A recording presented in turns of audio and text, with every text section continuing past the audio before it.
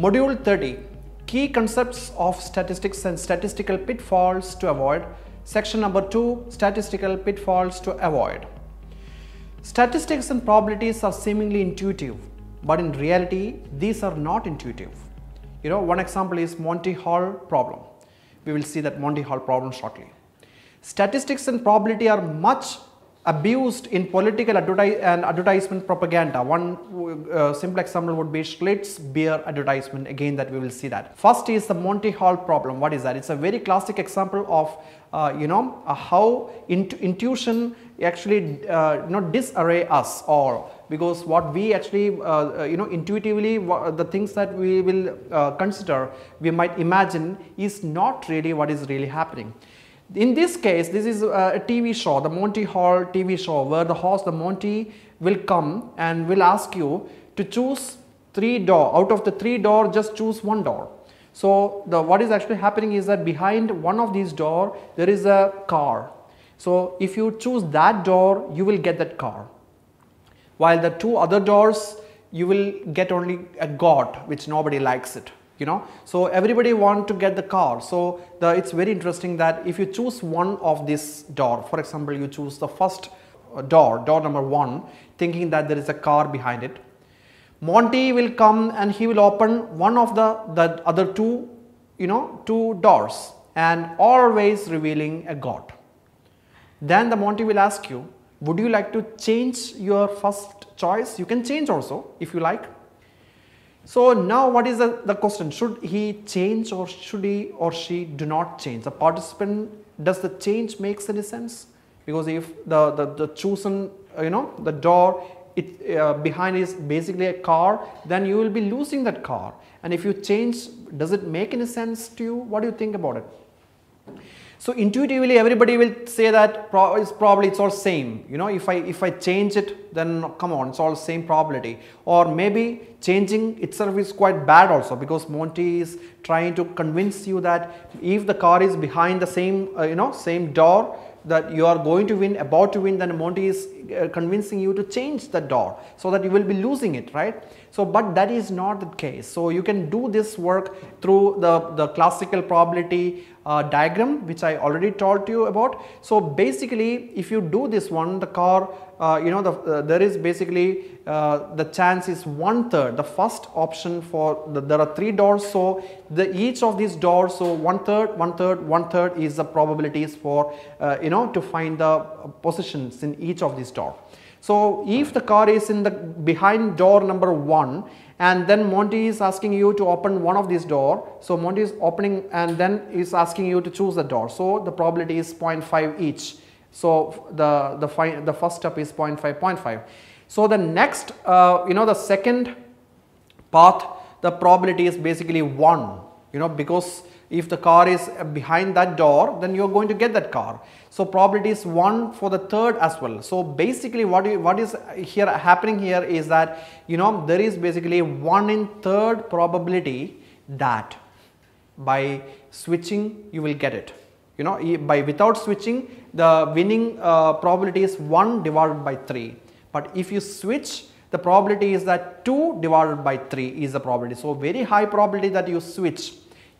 So because Monty is giving you an option to choose for 2 doors instead of just 1 door, because the Monty, the host is showing you that there is no, car behind that particular door. So of course, the switching is always better, but that intuition doesn't come naturally to so many of us.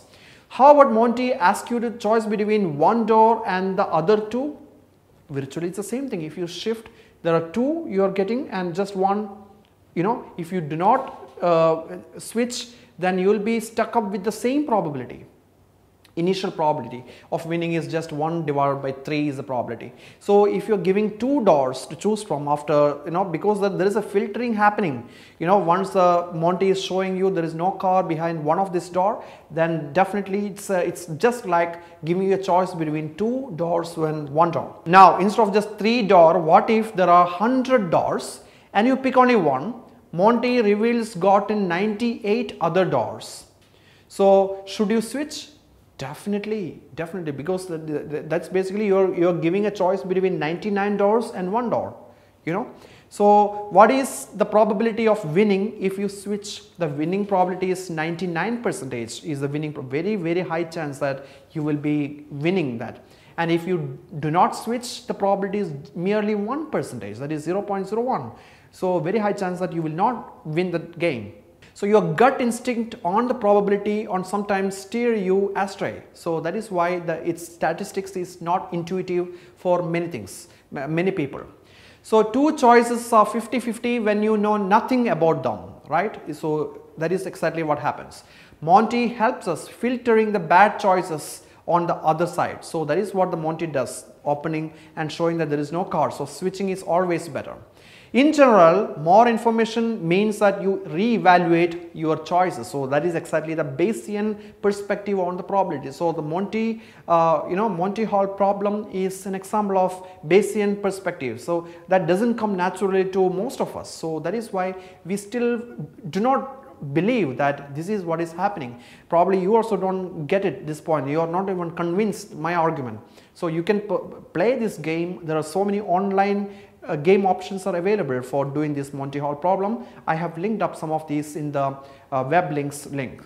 Next example is an ad campaign, that is watch slates versus Buds live. So that is during the NFL. So that is what these two are basically the American beer companies, the Budweiser as well as Schlitz, two of the contrasting the beer manufacturers in the United States.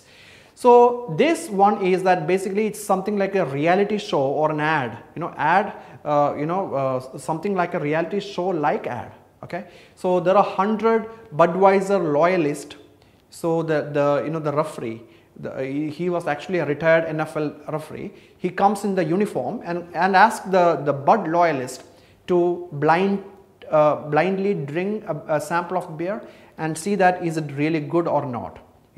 So it's blind taste to pick the best beer out of 100 beers. So Schlitz versus Bud, unlabeled mugs are being provided there in front of the retired NFL referee.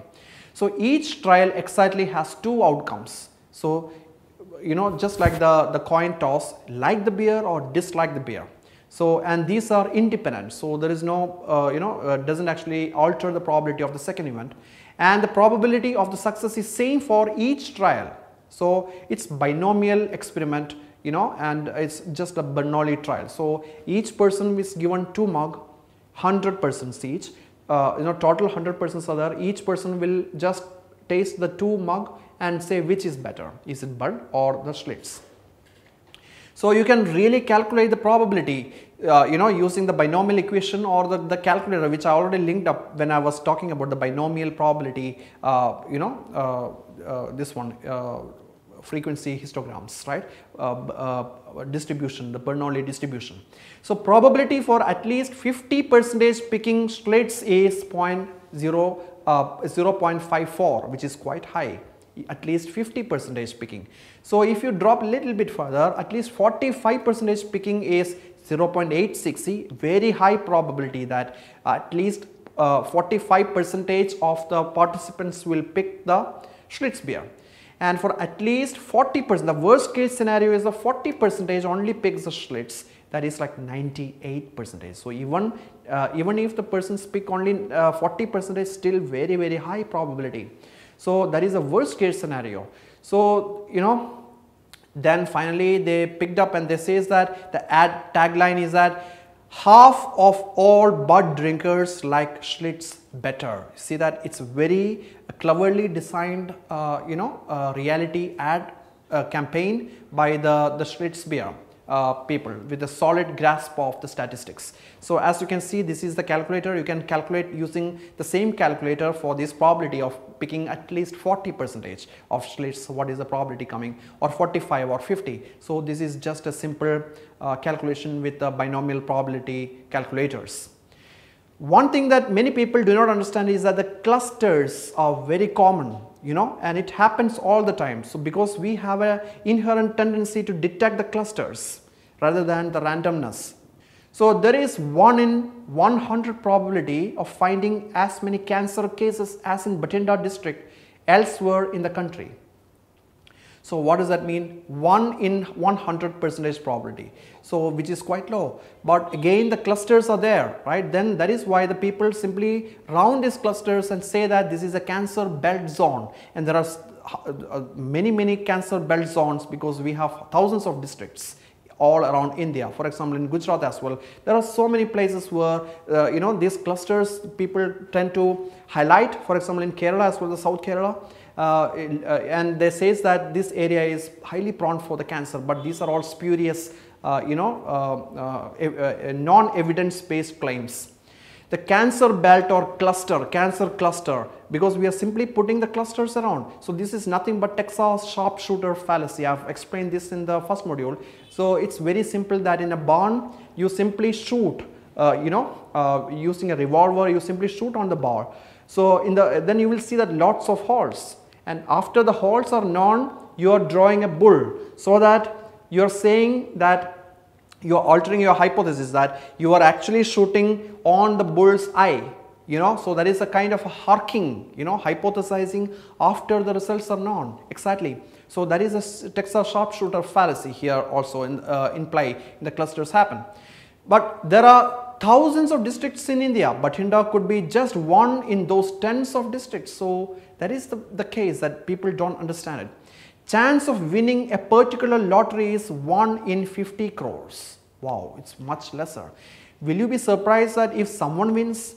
Not at all surprised. So that is why this happens every time. Someone's got a lotto, might be as well you. That is a tagline for the lotteries in the United States. So this is what happens. So the chance of winning the lottery.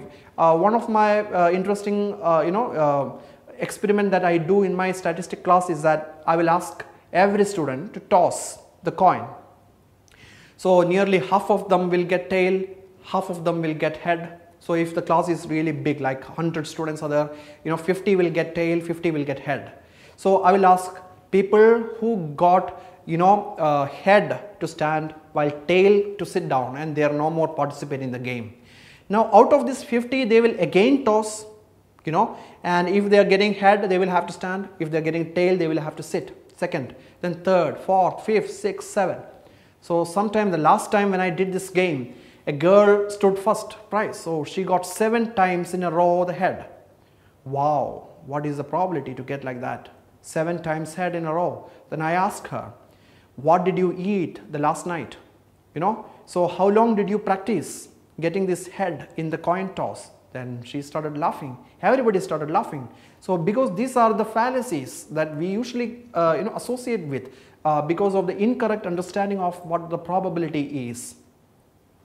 Another important fallacy is ecological fallacy. What is that? Mistakenly using relationship among the groups to make inferences about the individuals. So if you are making the relation, inferring the relation between the group, then inferences should only be restricted to the groups, not to the members in that group. One example would be left ruling states that has high literary rates. So if that is a premise, I'm not saying this is true, but in that case, if the left ruling states have high literacy rates, right ruling states have low literacy rates. So these are the premise. Now you are concluding leftists are more literate than rightists. That is incorrect. That is basically about the group members. So that group member conclusion, you cannot make it. You can only say the conclusions on the groups, not the members of that group. That is invalid assumption.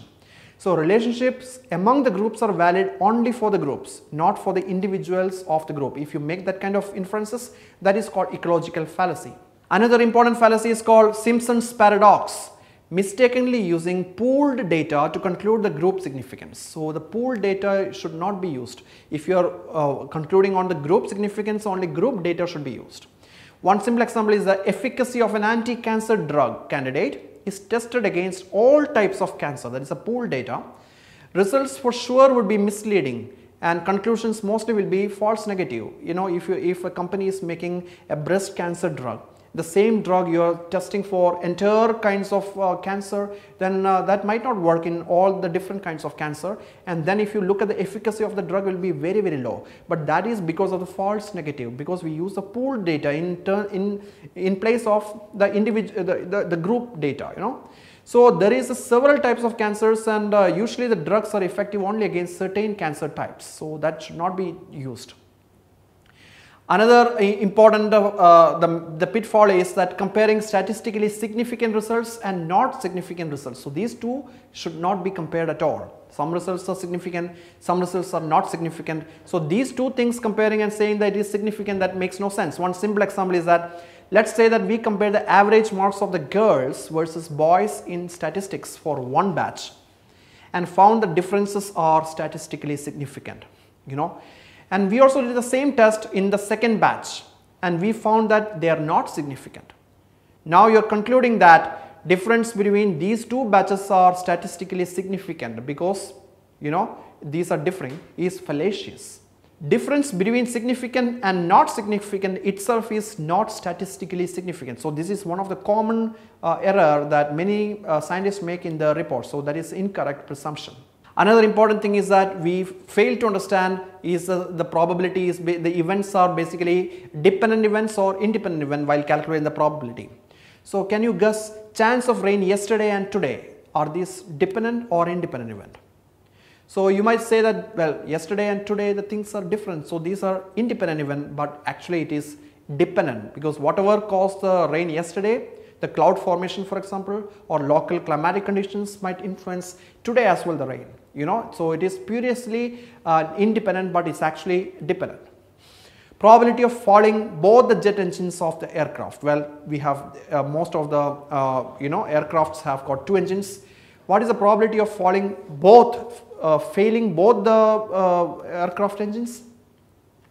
You might think that it is independent, but actually it's dependent. Whatever has caused the failure of one engine, for example extreme turbulence or, you know, the lightning might have caused the same thing for the second engine as well. So this is also a dependent. So we fail to understand that this dependency and we conclude that it is independent. So there is a very famous case in England, that is by the SIDS. So SIDS is sudden infant death syndrome, you know. So that is basically the infants that is you know, that dies without any common cause attributed to it. So occurrence of SIDS in the family it's a very rare disease. So one SIDS per family, the probability is 1 in 8,500. So what is the probability of two SIDS in the family? So two SIDS means two kids die in the same family. So the first kid die out of SIDS and second kid die out of SIDS. So the probability of these two things happening in the same family is 1 divided by 8,500 multiplied with 1 divided by 8,500 in case these are independents, right? So the first question is that is the SIDS dependent or independent? So people used to think that these are independent events, so the probability is extremely low, you know, and now there are families having 3 SIDS death, you know. So what is actually the probability? Extremely low, right? And still they are having. So that is the one, you know, these kind of situation is the what prompted a very famous British, you know, British pediatrician. His name is Sir Roy Meadows. So Roy Meadows was knighthood as well, you know, he is he's Sir. So the Roy Meadows, he famously said something called Meadows Law, that if there is only one SIDS per family, it is you know, it is a tragedy, right? If you are having 2 SIDS in the family, you are multiplying this 1 by 8,500 multiplied with 1 by 8,500 to get an extremely low probability, and then if this is happening, then it is, you are suspicious of that family. And if you are getting 3 SIDS in the same family, given that extremely low probability, then it is murder. He called it as murder, you know, and that is what prompted the British police to arrest those families and put under the jail for long time incarceration. That is one of the dark time of you know, medical history in the England, which is actually because of the Roy Meadows incorrect understanding of the probability. So these are actually dependent events. So whatever has caused the first SID death might have caused the second and third death. So it is basically a dependent events, you know, and by thinking it is independent is the reason why this wrong incarceration happened, This punishment could have been easily avoided by correct understanding of the probability. So this is one of the main errors that most of us make. So the independent events, we think that these are dependent, and dependent events, we think that these are independent as well. Another very common pitfall is that not understanding when the events are independent. For one good example would be if you flip the coin 100 times in a row and you get all heads, highly improbable, but you got it. What is the probability that you will get a tail on the 101st time? So the tail is due. The gamblers might think, okay, it's due because it's all head coming, so it's really due. Now there is a very high chance that it will be a tail, so the probability is much higher than 50%. But that is a fallacy. That is called gambler's fallacy. Another important pitfall is that if a batswoman strikes sixer 5 times in a row in 1 over of a cricket match, what is the probability that she will hit another sixer in the 6th ball? So you might think that, the batswoman is really good. It's something like a hot hand. She is actually doing all the sixer, and the 6th ball, because of 5 times is all sixer, 6th ball of the same over will also be sixer. That is what people say. So that kind of fallacy is called hot hand fallacy, because these are not really dependent. So that is why we tend to say that the dependency, because of the dependency we tend to increase that thing. That is a hot hand fallacy. That is incorrect. Another very important fallacy in the jurisdiction is something called prosecutors fallacy, also known as jurors fallacy. So this fallacy results from the following incorrect reasoning: prior probability of a random match is equal to the probability that the defendant is innocent. There is 1 chance in a million that the DNA of any 2 random persons match. Given 2 random persons, the DNA matching exactly is 1 in a million chance. So blood at the scene matches with the defendant's blood. So as chance is very low, probability that the defendant is innocent is also low. So he must be guilty. So that is what that kind of fallacy says, but that is actually wrong. So in this case, A be the assertion that the person X is innocent, and B be assertion that the person X has matching DNA fingerprint. So what we really want to know is that probability of A given B, that is the probability of innocence given the evidence of matching blood type. So, and this is what the prosecutor claims is equal to 0.1%, but that is incorrect. That 0.1% is that what we actually know is that probability of B given A, that is probability of matching blood type given innocence, is equal to 0.1%. The prosecutor has simply stated the probability of B given A and claimed that actually it is probability of A given B. So it's basically likelihood and Bayesian is totally confused. So that is what is happening here. Bayes theorem is probability of model given data is not equal to the likelihood. The likelihood is probability of data given model. So that is, in other words, probability of innocence given evidence is not same as probability of evidence given innocence. Otherwise, probability of guilty given evidence is not same as probability of evidence given guilty. So don't get confused about these two things. The opposite of prosecutor's fallacy is what you call the defense attorney's fallacy. So in a population of 1.347 billion, like the population of India, there will be 1,300 people with matching fingerprint, 1 in million, right? So 1,300 people will be exactly matching that. So then the defense attorney who is pleading for the defendant will say that 1,300 matches were expected, So the accused is no more likely to be the guilty than any of the other 1,299 matches. Thus the evidence suggests that 99.92% chance that the accused is innocent. So this is arguing that the match is false positive. That is also a fallacy, It might not be a false positive. So both of these lawyers are committing the fallacy.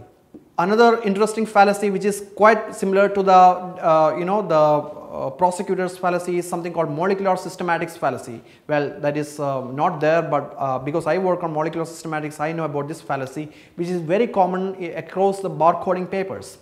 Overly relying on the DNA barcodes, totally forgetting about other biologically relevant information. Probability of matching DNA barcodes given the same species is what the DNA barcoding concludes. So that is not same as probability of same species given matching DNA barcodes. That is what we don't know. We really don't know about the probability of the same species given the matching DNA barcode. But the other way is what the what we know it. So but these two probabilities are not same. We have published one paper very interestingly about the brown barcoded as red, but the reality is green. So we found a brown algae and we did the barcoding, and the barcoding result says that it is basically a red algae. That is incorrect. But the reality is that the algae has epiphytic algae, that got amplified, and that is what the match says. So it's all about the wrong, the number of sequences in the GenBank databases are totally wrong, misidentified.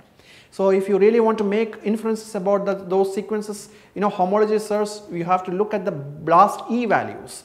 So E value is nothing but expect values. So it provides information about the probability or likelihood that a given sequence alignment is significant or not. So E value represents the likelihood that the observed alignment is due to the chance alone. The smaller the E value, the less likely that the alignment was by chance, similar to the P value in statistical significance testing. Another important pitfall is something called reversion or regression to the mean. One such a fallacy or jinx is known as Sports Illustrated jinx. Why performance of cricketers drastically fall after being featured on the cover of Sports Star? So if the player, the cricketer, is really doing some outlier, a fantastic matches, that doesn't mean that the cricketer will be always on the cover of this the Sports Star. Whenever a cricketer becomes into the cover of the Sports Star, that means that he is an outlier, at least that period is an outlier. So soon after that, if you do that, if you actually look at the performance of the tennis player or a cricketer for a long time, so then it regress or reverse into the mean value. That is what is going to happen. For example, the same thing, the coin toss where the girl got 7 times in a row the head. What will happen the next time? Still the probability did not increase. The 8th time the coin toss probability is simple 0.5 only for getting the head. So if the same lady is doing 100 times, then chance is very high that 50 times it's going to be head, 50 times it's going to be tail. So because it's regressing towards the mean. Business week jinx is another very common, quite similar to the earlier thing, the Sports Illustrated jinx, that is also due to the reversion to the mean. Why CEOs, that is Chief Executive Officers, underperform once they are included in the best managers list? How about performance of the best teacher and best student after award? After winning this award, then what will happen? Is the student keep on getting the award, or the teacher keep on getting the best teacher award? It's not the case, because that is what it will finally go to the mean value. The regression towards the mean is it's a commonality that nobody understands it. How about happiness levels after 1 year of winning the lotteries and diagnosed with paraplegia? So two cases are different. So after winning lottery, we kind of think that, oh wow, if you win the lottery, you will be very happy. After 1 year, again, what will be the level of your happiness? Once you get a promotion, for example, a job promotion, you will say that, oh wow, I will be very happy forever. But that is not the case. After 1 year, after winning the lottery, there are so many papers on that line. So after 1 year, the happiness level regress back to the mean level. Regression to the mean. Or diagnosed with paraplegia. Paraplegia is the muscle, all the muscles are getting weak, so you will be totally bedridden. You might think that if you get diagnosed with paraplegia, you will be extremely sad. Your life will be forever be bedridden. So after 1 year, what will happen?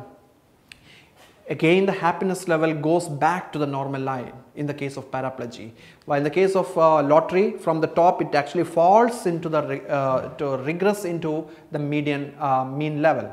Our perception of the happiness level is related to two biases in psychology. The first one is called the impact bias. So it's tendency to overestimate the impacts of the future events on our psychological state.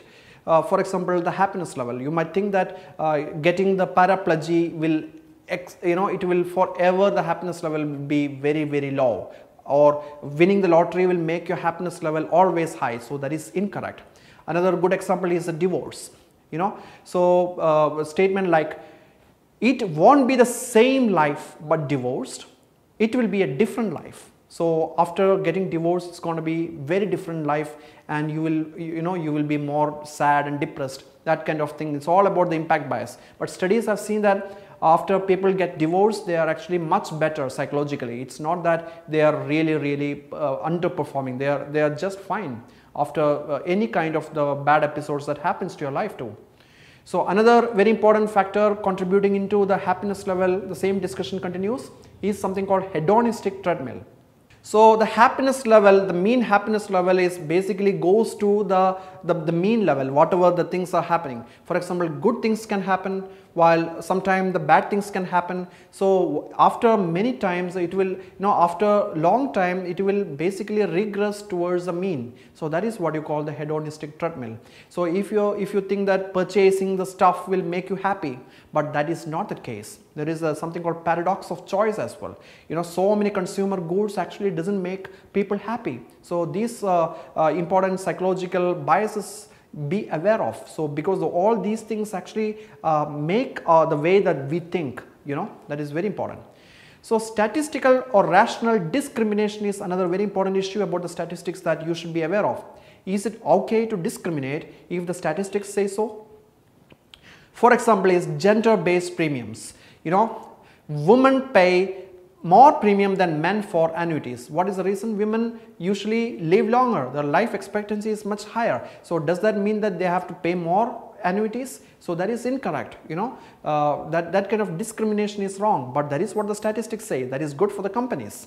So the opposite is true for for the vehicle insurance. The men pay more premium than the women for the vehicle insurance. Why? Because men usually drive rash, and the probability that the vehicles will be going for an accident is much higher for the males than the females. So that is the reason that the men, again, that is a discrimination, isn't it? So if the big data informs us that the probability that a person buying bird seeds or branded goods or carbon monoxide monitors are less likely to default credit card payments, and the company raises their credit limit. So the others who don't buy these things, their credit limit is much lower. So what do you think about it? These are all rational discrimination based upon the statistical analysis. So how good, how ethically correct it is. So these are the questions of the morality and ethics, not the scientific questions. Another case is the probability that a Hispanic man aged between 18 and 30 riding red pickup trucks between 8 p.m. and midnight being a Met smuggler, is 0.8. That is very high. 80% is the chance for that. So should it warrant harassing the tail, that is 20% over and over and over again? So there is the same thing, that if you say that migrant workers commit more crime in India, wherever you go, the migrants from, for example, the Bihar, migrants from Bihar commit more crime. So does that mean that all Biharis are criminals? That kind of mentality is totally wrong. So that does not warrant to discriminate a person of our society. That is incorrect. I have been to Bihar, and I have so many good friends from Bihar. Many of the students of my lab are from Bihar. That doesn't mean that the Biharis are criminals. That is, this way of saying is also incorrect. That is what, even if the statistics say so, that doesn't mean that rational discrimination is right. So probability that a person from a particular religion being a terrorist is higher than those from other religion. Should it warrant discriminatory treatment?